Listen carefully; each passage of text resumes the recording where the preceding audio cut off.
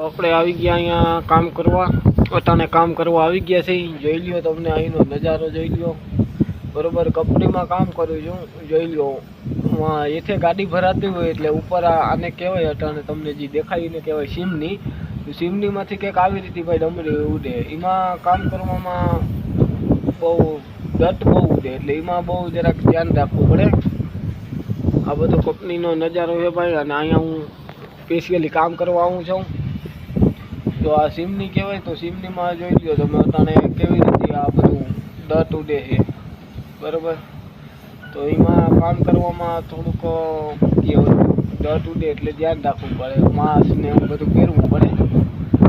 તો જો કે સેફટી હોય તો અંદરની કામ ના કરવાનું હોય, કામ બધું એથી હોય. ને અહીંનો તમને નજારો બતાવું ભાઈ.